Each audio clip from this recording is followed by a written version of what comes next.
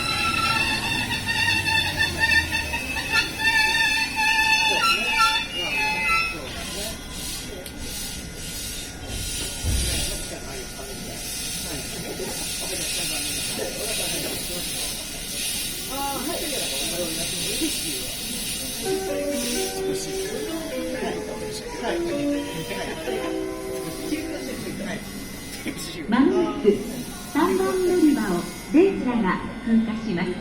危ないですから黄色い点字ブロックまでお止めください。3番乗り場を電車が通過します。ご注意ください。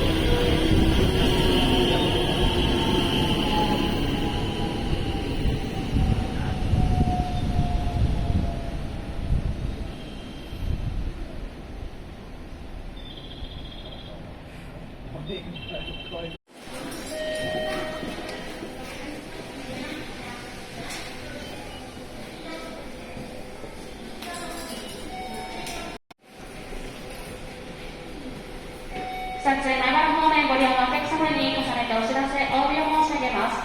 到着遅れております17時50分発普通電車前原駅、現在山科駅に到着をいたしております。